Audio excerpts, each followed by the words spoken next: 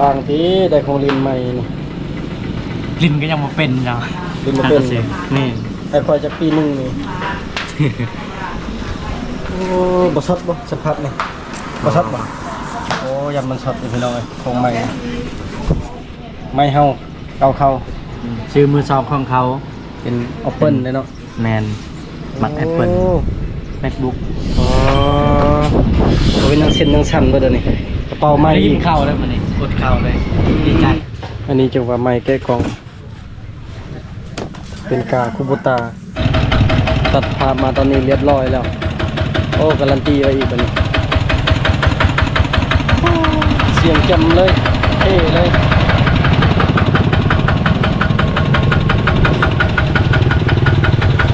ตาสปอตไลท์อีกอันนี้ทักแล้วเนาะวันนี้น้ำมันเต็มถังแล้วป่ะน้ำมัน ยังโมเต็มอยู่ อ้าวเพิ่นก็บ่เติมให้ปกติเพิ่นเติมให้แล้วน้ำมัน เป็นเติมประมาณ2 ลิตรโมเต็ม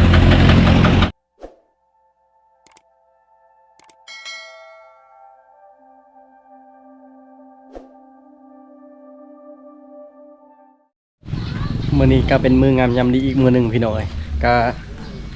เบาเดือนไปออกรถใหม่ก่อนอื่นก็กลับทักทายสบายดีพ่อแม่พี่น้องสบายดีกันเบิดสุขคนเด้อยินดีต้อนรับเข้าสู่ซองเฮียงเบามังกรเช่นเก่าเช่นเคย ก็คือมื้อนี้ก็สิไปออกรถให้เบาเดือนว้ามืดฟ้ามืดฝนพี่น้อยฝนตกเมื่อเช้านี้ก็บ่แห้งยิบๆซื่อๆเบาเดือนเพิ่นไปออกรถไถใหม่บ่เป็นวิโก้ได้ก็เป็นวิโก้คือกันเป็นวิโก้คอยาวชีตีนคือกันก็เพิ่นสั่งไว้อยู่เมืองนอกพุ่นแหละราคาเท่าใดยังบ่ฮู้รถแบบใดยังบ่ฮู้มีแต่เพิ่นพาไปว่าสิไปแต่เมื่อวานนี้พอดีเมื่อวานนี้ออกมาจากปาคำก็เลยบ่ได้ไปเบิ่งแต่สิไปเบิ่งมื้อนี้ว่ารถเป็นแบบใดรถราคาเท่าใดเป็นรถจากไทยหรือจากเวียดจากจีนหยังก็ไปเบิ่งกันพี่น้องนี่มะม่วงบ่เฮียงปลูกนี่ก็บ่ได้หลายปีได้ปลูกประมาณปี2020ช่วงโควิดนั่นแหละช่วงพักอยู่บ้านช่วงโควิดปลูกก็ดกมากมานี่พี่น้องเอ้ยนี่เต็มอยู่ปลูกพร้อมกันกับเห็ดห้องน้ำเพราะว่าตะกี้นะน้องจำปาเพิ่นปลูกไว้อยู่บนห้องน้ำพอดีเห็ดห้องน้ำก็เลยกลนออกแล้วมาปลูกแล้วนี้ต่อเป็นฝีมือของโมเฮียงและซีเมนต์ปลูกมืองามยามดีแล้วมันจึงดกคักปลูกมะม่วงนี่มันปลูกมันจังได๋วะอันมืองามมันนะถ้าก็เป็นปีแรกแต่ว่าเป็นดกแฮงอะลิดกพันธุ์มันเรียกว่าเบียร์มันบ่แม่นเบียร์นะแกนมันเอามาแต่สวรรณเขตตอนเฮียนอยู่พุ่นช่วงโควิดติดดกปีแรกก็ติดดกพวกนั้นก็ติดพวกนั้นบ่ทันติดพวกนี้ก็มีมากแล้วบ่เฮียงปลูกคือกันปลูก3กกเรียนเลย1 2 3ตอนนี้กำลังออกจากบ้านพอดี 9:50 บ่ทันได้กินข้าวเช้านะเพราะว่ามื้อเช้านี่คนเช้าบ่เฮียงไว้อยู่บ้านปลูกทางหลังมีภายในเบิ่งสบายถามเบิ่งเจ้าของรถ พอเดินออกรถใหม่ ไปซื้อรถพอร์ต ไปซื้อรถบิโก้ บ่วิโก้คอยาววิโก้คอยาวสบายเข้าป่านะ สบายแล้วกับป่าไปทางบ้านปอทางพุ่นสบายแล้วไปดองเมียมาพัง มาพังเซลเมียบ้านปอได้บันนี้ได้ไปบ้านปอแล้วมีผู้สาวทำพุ่นอีกมาพังนี่โอ้ความรอเนี่ยสุดยอดอาการถึงเข้าอยู่เมืองแล้วบันนี้เฮียเดือนเลี้ยงบันนี้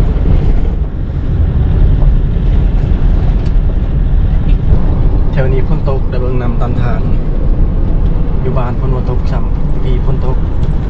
แห้งเติบแต่เบิ่งนำไหลตามคลอง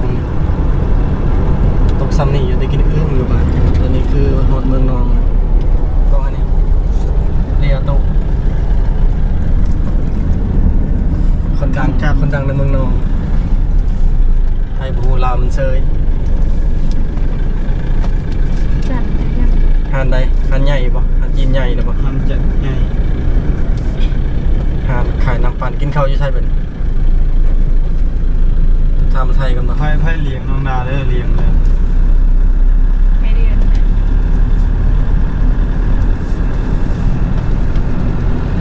ออกกันฮะ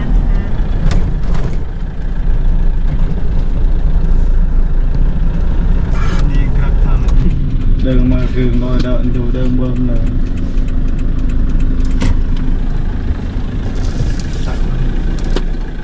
มันเทนดันเบิ่งผู้ชมนี่อย่าไป อันนี้บ่ไปโกนะ แม่นนี่แหละไปกู สบายดีบ่เดือน ส ตอนเช้า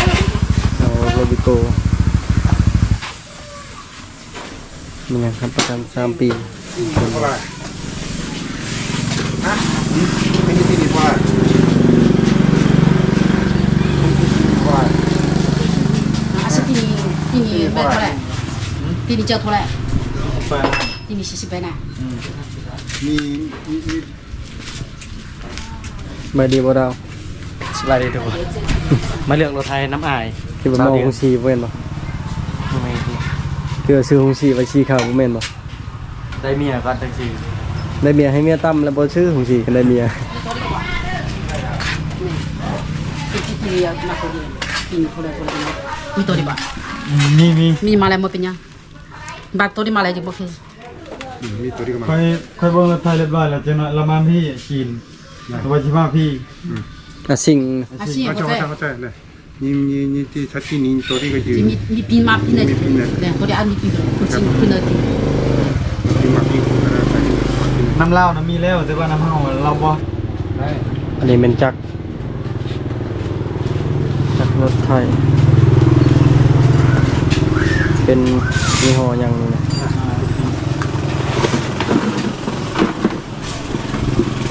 ได้ซื้อเครื่องปั่นพาเลยบ่ครับเอ้ยบ่ได้ซักเครื่องมันนี่โคบูต้าบ่ RT 110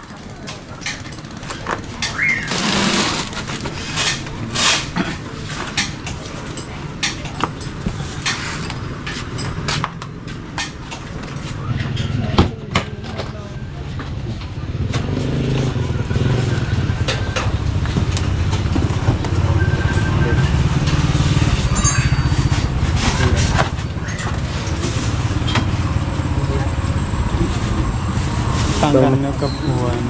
ใช่ นี่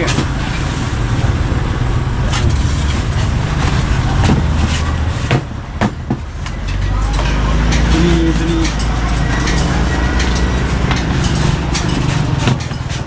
ตัวนี้ครับประกันเท่าไหร่วะ ครับ ตัวนี้ครับประกันจะปี จับที่ครับประกันมีซ้ายเนี่ยนะครับประกันพี่นะครับจับที่ ครับเนี่ยครับอีกมือที่นะครับพี่เพี้ยนอ่ะปีนึงเนาะ เบิ่งคล้ายๆกับจักรกองบ่เฮียงอยู่เฮือนนั่นแหละรถไทยเก่าอันแต่ว่ารุ่นนี้เป็นรุ่นกอบบ่แม่นรุ่นแท้คันรุ่นแท้มันสีน้ำหนึ่งสีมันก็บ่แม่นสีส้มมันออกสีแดงนี่เป็นสีส้ม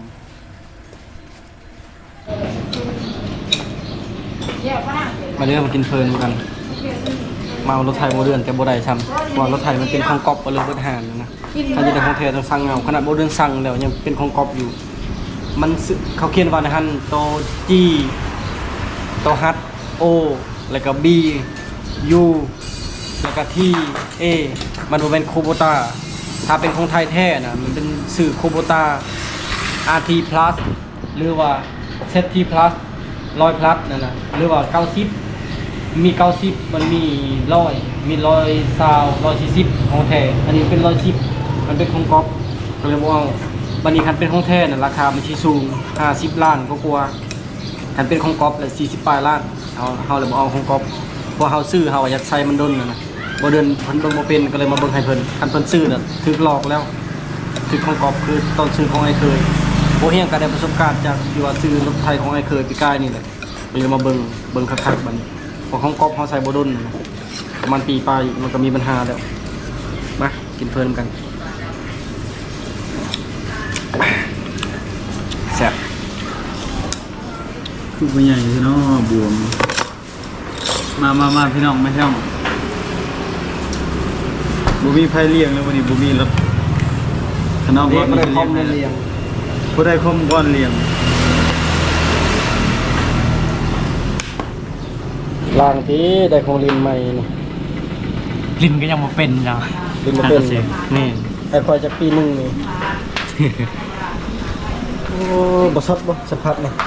บ่ช็อตบ่โอ้ยำมันช็อตอยู่พี่น้องเอ้ยของใหม่ไม่เฮาเอาเข้า ชื่อมือสองของเขา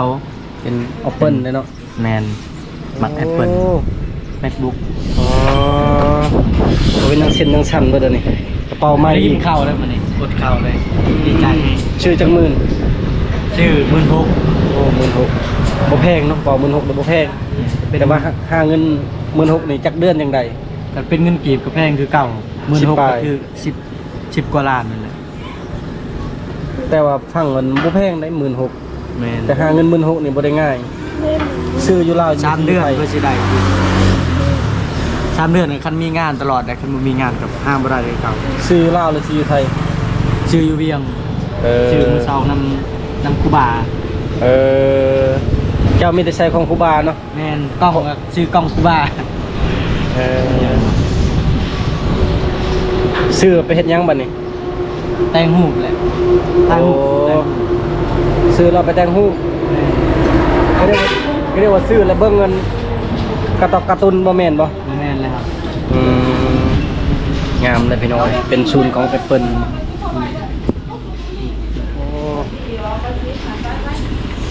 เบาเดือนบ่ได้ซ้ำผู้ชายเบาดาวเป็นคนใดระวังรถ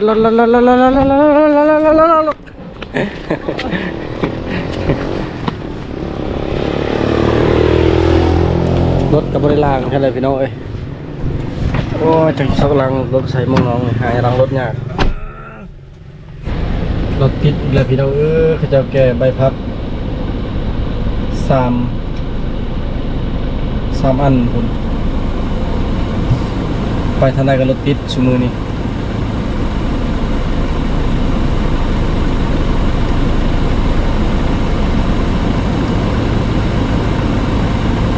ใช่ก็กลับคืนแล้ววันนี้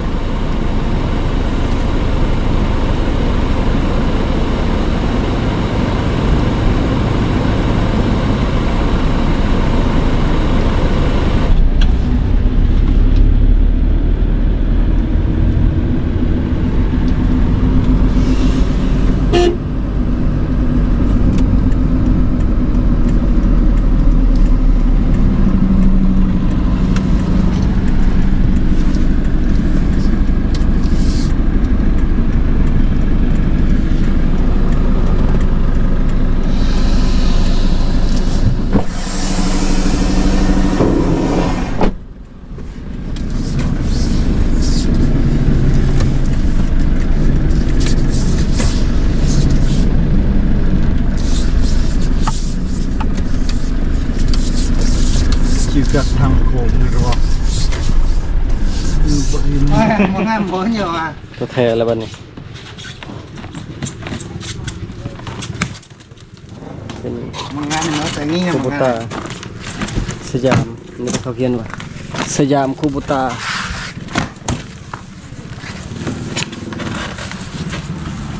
มาเมื่อวานนี้บ่ได้มามื้อนี้อีก นี่มีกองแถมพร้อม หมวกแม่ของแท้นี่นะคูบูตา กระเป๋ากระเป๋าต่างหมดบัดนี้นี่นี่ใหญ่ งาม แบบนี้ของแท้นะเมื่อวานนี้นะบ่แม่นนะ มาเป็นคนจีน คนจีนนะ เป็นคนไทย นี่ตัวนี้นำนี่กระเจมันนะบริษัทสยามคูโบต้า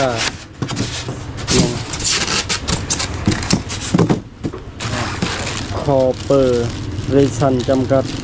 นี่บ่คอเปอร์คอปอบ่คอปอริชันหมวกมีหมวกพร้อมเนาะอันนี้กระตั้งตัวนี้นะเมื่อวานนี้มันเป็นสีทองอันนี้มันเป็นสีเล็กเลยเป็นสีขาว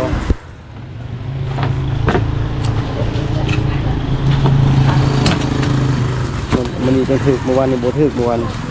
มีมากอยู่%มืออะไรได้ไหมอ่ะ เอามื้อนี้เลย ฮะ เอามื้อนี้เลย โอเคแล้วป่ะ โอเค แม่นประกอบเลย โอเคใช่โอเคผมขึ้นดาวเลย มีแต่เจ้าโทรมาอาชีพก่อน สุดท้ายก็จนได้พี่น้อยต้องแบบนี้แหละเราต้องหู้นำบ่เป็นใช้เพิ่นตรวจตลอดก็บ่ได้เราต้องหู้ต้องศึกษาเบิ่งก่อนผิดพลาดครั้งเดียวบ่เป็นหยังแต่ว่าครั้งที่สองบ่ให้มันผิดพลาดอีกคือเพิ่นขายนั่นเพิ่นแนะนำเพิ่นว่าของดีเบิดตัวนี้น่ะของดีเบิดถ้าว่าดีบ่มันก็ดีอะนะแต่ว่ามันบ่แม่นของแท้ก็ดีชั่วคราวแบบนี้ใช้ปี1 2 ปี 3 ปีมันก็มีปัญหาน้ำมันก็เริ่มย่อยเริ่มซึมออกแบบนี้นะถ้ามันดีแท้ก็คือแบบนี้แหละรุ่นนี้นั่นมันบ่มีคนใช้เท่านี้มันแพงราคาก็เกือบหลักแสนเลยพี่น้องตัวนี้เดี๋ยวเขาเอาออกจะให้เบิ่งอีกโอ้ ผมเห็นคิดว่าของแท้แต่ผมว่ามันเป็นสยาม แต่นั่นนี่มันก็เขียนบอกเป็นภาษาอหยังกักัมพูเจียห้ามกลิ้งห้ามโยนขอแนะนำก่อนการใช้งานโปรดศึกษาคู่มือการใช้งานและการบำรุงรักษาอันนี้มันเขียนบอกเป็นภาษาอังกฤษก็คือสิมีความหมายเดียวกันแหละ Study Open Reason ยังวะ อ่านเป็น and ก็อ่านสลับเป็นอยู่แต่ว่ามันเวลาเขาแปลมันจะแปลเนี่ยภาษาอังกฤษอันนี้เป็นกล่องมันแก๊สมันสายด่วนบริการคูโบต้าอันนี้มันจะเป็นแบบว่าถูกต้องนำเข้าถูกต้องตามกฎหมายมันจะมีตัวหนังสือลาวพร้อมนี่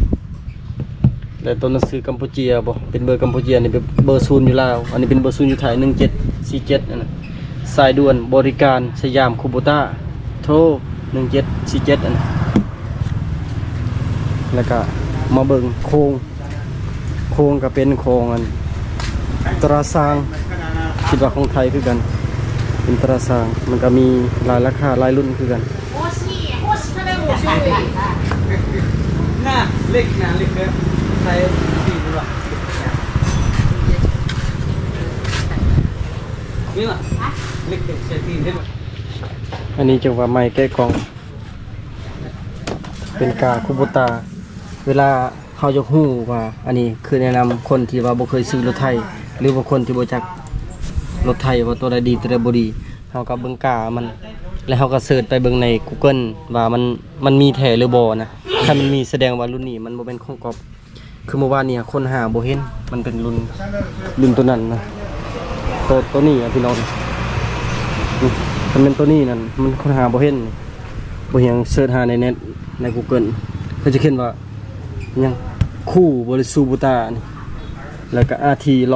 110อันดีเซลอินนิ่งบ่อันนี้นะมันเป็นดีเซลก็คือน้ำมันกระส่วนอันนี้แปลบ่เป็น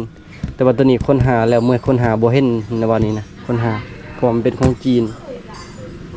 มันเป็นของจีนหรือว่าเป็นของบางอันก็มันเป็นของอันเจแปนสแตนดาร์ดนี่เจแปนญี่ปุ่นคนญี่ปุ่นก็เลยค้นหาบ่อยากเห็นอันนี้ก็ซุปเปอร์พาวเวอร์อันนี้เป็นของที่บ่เฮียงสั่งมาโดยเฉพาะเลยสั่งมาเมื่อวานนี้และมาเมื่อนี้ไม้เหล็กเครื่องยนต์อันนี้มาดวัดชั่วโมงแล้วก็พร้อมสุดคอต่อหม้อกรองอากาศแบบสูงแล้วก็สุดสวิตช์ไฟเลี้ยวและ USB บริษัทสยามโคโบต้าอันคอเปอร์ริสันจำกัดมันเป็นศูนย์ของอยู่ไทยนะด้านหน้าเขียนจากไงพี่น้องมันมีคู่มืออีกมีเกียร์มียังอยู่ไหนนี่อันนี้ก็คือใส่น้ำมันเครื่องอันนี้ใส่น้ำธรรมดาใส่น้ำอันบนโมน้ำนะ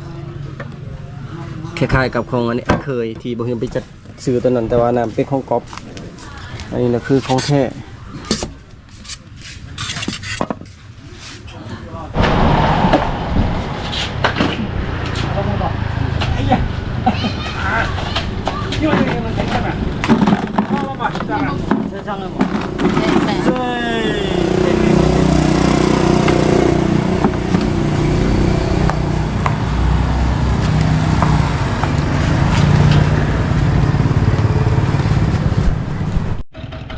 ตัดภาพมาตอนนี้เรียบร้อยแล้วโอ้การันตีไว้อีกตอนนี้เสียงแจ่มเลยเท่เลย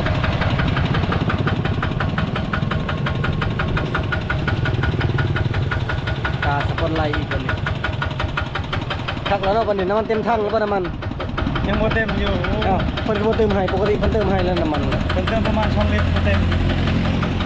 อย่าว่าได้เบิดกำทางบ่ได้เด้ ได้รถใหม่พันน้ำมันเบิดบ่ได้เด้ อันนี้ก็ยังค้างอยู่เลย เท่าไหร่ เพราะว่าเคยขายนาฬิกา47ราคานี่50 บาท 50เท่า ป ไหร่ ระมาณ4 ล้าน 3 ล้านประมาณนี้แหละจะมี ที่นี่ได้บ่ ได้ ก็คักอยู่ที่นี่ได้โอ้แจ่มเลยพี่น้องเอ้ย ไม่นี่เขาต้องเฮ็ดใหม่เพราะว่ามันไม่จะงามปานใดใหม่มันเบา เป็นพวกไม้ห้าว ถ้าไม่แคนหรือว่าไม่เข่งมันจะงามนิดนึง คิดว่าสิจัดตัวนี้คือกันบ่วะ เปลี่ยนพอสิเปลี่ยน สีปีนคือกันอันนี้กะ พอเปลี่ยนไอ้สิเปลี่ยนในให้เจ้าเลยรถคันนี้ โอ้ยคนขับบ่เป็นเลย สาวบางทีดำแล้วมีคนคอยาว โอ้ไปปานนี่เอาคอยาวนี่แหละแหงกว่านี่ นี่ โอ้เพิ่นได้รุ่นใหม่แล้วพี่น้องพวก50เท่าล้านก็ รวมทั้งหมดประมาณ51 ล้าน2แสนประมาณนี้แหละ พอ51ล้าน2แสนเกือบแสนบาทได้พี่น้องประมาณ 80,000ปลายโอ้คัก แต่ คั ว่าก เขา คัก ไม่เอาคุบแต่เขาเอาคุบนี่น่าจะแพงกว่าอีก บ่สุดไทย ชุดไทย สุดลงต้มบ่เอาเนาะ แม่น มันแพงน้ำหัวมันนี่น้ำจักมันนี่จักมันนี่ก็30ปลายล้านแล้วโอ้เสียงมันน่ะแจ่มเลยพี่น้องเอ้ย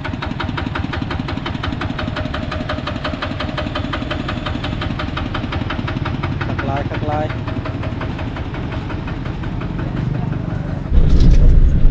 ตอนนี้กำลังขับรถออกเมืองแล้ว จนได้พี่น้องเลยทั้งเบิดอยู่50 ล้านกับ8แสนแต่ว่าโบเดือนบ่พออยู่3 ล้าน 6ก็เลยยืมเงินของโบเฮงออกก่อนเพราะว่าเพิ่นขายไม่วิกได้แต่40ปลายล้านอันนั้นไม่วิกเพิ่นนั่นบ่ฮอดอัน100โตนซ้ำอันนี้คือเป็นเงินที่เพิ่นสะสมปลูกมาวิกมาตั้งแต่ปี2021พุ่นแหละหลังโบเฮงจบเรียนนั่นน่ะโบเฮงก็ไปปลูกซอยโบเฮงน้องดาแล้วก็เบาดาวพากันไปปลูกซอยลาวแล้วก็ขายได้อยู่40ปลายล้านแล้วก็เอาเงินโบเฮียงตืมออกก่อนให้ลาวก็คือ3 ล้าน 6นะโบเฮียงกับโบมีเงินคือกันเลยแต่ว่าแบบว่าฮู้จักหลายคนนะไปยืมนะบ่ได้ก็ให้คือบ่เดือนเราแบบไปยืมยากนะนอกจากไอ้น้องตัวเองนะคือเราซื้อรถจักรซื้อนั่นซื้อนี่นั่นมีแต่โบเฮียงเป็นคนออกให้เราก่อนบางทีโบเฮียงกับโบมีแต่ว่าไปยืมน้ำมูคนอื่นต่อนะแบบนี้บัดเราได้เงินเดือนเราก็ค่อยทยอยจ่ายแบบนี้นะเฮาก็มีเครดิตก็คือแบบเฮามีรถใหญ่แล้วก็มีใบตาดินก็เลยแบบยืมน้ำผู้ใดก็ไว้วางใจเฮาผู้ใดก็ให้30 ล้านนี่บ่เฮียงบ่ต้องย่านไปยืมน้ำผู้ใดก็ให้เพราะว่าเฮาเป็นคนมีชื่อเสียงอันนี้บ่ได้แม่นว่าย่องตัวเองนะแต่เขาเจ้าก็ฮู้เฮาอีกอย่างก็เฮาบ่แม่นว่าคนแบบอันดินไว้มือไว้นะยืมบ่จ่ายปานนี้บ่แม่นเขาเจ้าก็เลยแบบว่ายืมง่ายแน่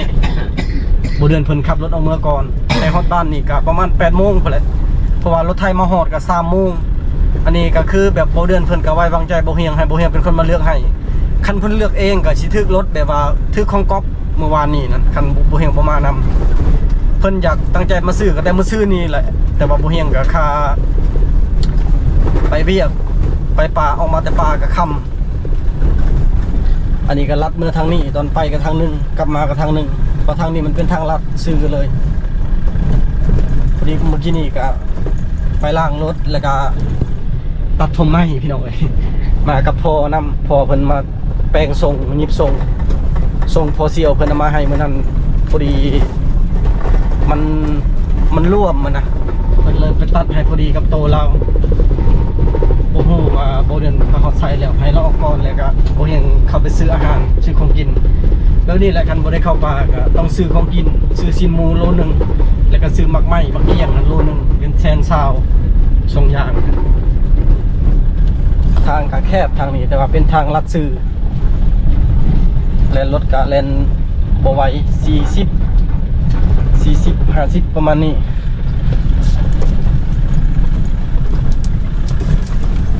เมื่อวานนี้มาหลายคนมากับบ่พางนำน้องดานำแต่บ่ได้รถไถก็ยังสุขดีอยู่ที่ค่อยได้ไปนำนะคันค่อยบ่ได้ไปนำบ่เดือนยันเพิ่นจัดแล้วเมื่อวานนี้ตัวนั้นก็ราคาถูก48 ล้าน ถ้าเทียบกับตัวนี้แพงกว่าแต่ว่าตัวนี้มันสิเป็นรถดีบ่ฮู้ว่าดีบ่ดีนะแต่ว่ามันเขาเขียนออกว่าสยามโคโบต้าคิดว่ามันน่าจะดีอยู่คิดว่าตอนนี้ฮอดเฮือนเรียบร้อยแล้วพอดี 7:00 นปลายบ่เดินก็ขับรถมาเฮือนแล้ว 7:54 ก็ถือว่าไวอยู่ได้เราขับรถระยะทาง24กิโลแต่ว่าเราบ่ได้เมื่อทางนี้นะเราเมื่อทางโค้งก็ประมาณ28-29กิโลพุ่นแหละก็ใกล้เติบ ก็พอดีฮอดเฮือนฮอดสานอย่างปลอดภัยดีใจนำเพิ่นพี่น้องยินดีนำเพิ่นเป็นรถคำรถคูณเป็นรถซอยสอบหาเวียกหางานหาเงินหาคำรถไทยก็เป็นอีกรถคันหนึ่งที่เขาได้ใส่เวียกลายที่สุดก็คือคนพื้นคนไผ่คนนำแล้วก็ใส่เวียกเข้าป่าเข้าดงไทยให้ไทยนานะก็หลายอย่างนั่นแหละรถไทยหลายกว่ารถจักรหรือหลายกว่ารถใหญ่นะทุกครอบครัวต้องมีรถไทยแต่ก่อนก็